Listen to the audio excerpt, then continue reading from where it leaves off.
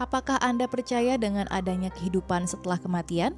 Ternyata menurut seorang fisikawan, kehidupan setelah kematian itu tidak ada. Bahkan adalah hal yang mustahil.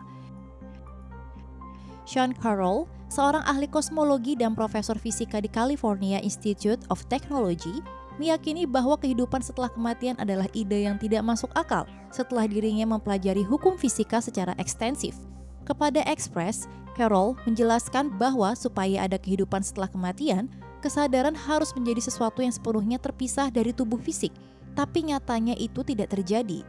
Kesadaran terjadi karena adanya serangkaian atom dan elektron yang membuat manusia berpikir, dan hukum alam semesta tidak mengizinkan partikel-partikel itu untuk tetap beroperasi setelah kematian fisik kita. Dengan kata lain, jika tubuh mengalami kematian fisik, atom dan elektron pun akan mati dan kita tidak bisa lagi berpikir dengan sadar.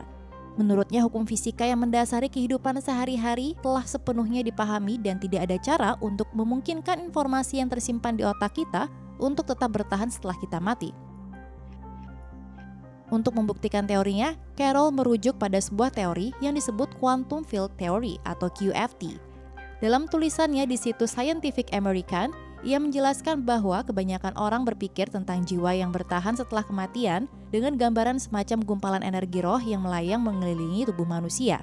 Tapi pertanyaannya, dari partikel apakah jiwa itu terbuat dan bagaimana ia bisa berinteraksi dengan materi biasa?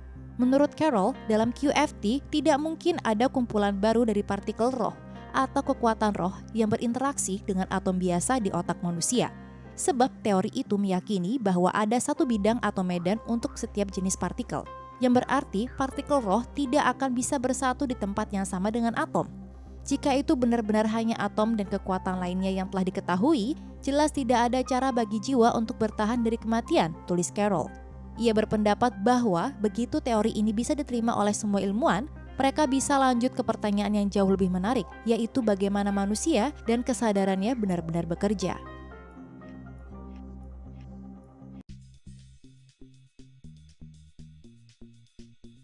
Penelitian dari NYU Langone School of Medicine menunjukkan bahwa kesadaran masyarakat terus berlanjut bahkan setelah mereka dinyatakan meninggal dunia. Dokter mendefinisikan kematian sebagai saat jantung berhenti berdetak, memotong sirkulasi dan menghentikan fungsi otak dan organ lainnya.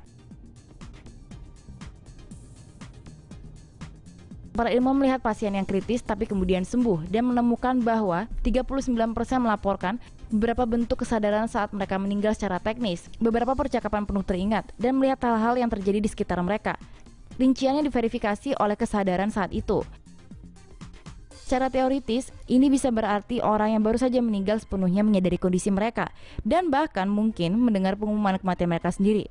Menyeramkan. Studi tersebut menunjukkan bahwa kesadaran tersebut mungkin merupakan hasil dari ledakan energi yang dilepaskan di otak segera setelah kematian.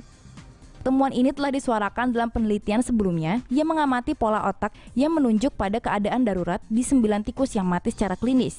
Tebak, ini berarti ada kehidupan setelah kematian, betapapun singkatnya. Gen dapat bantu temukan waktu kematian.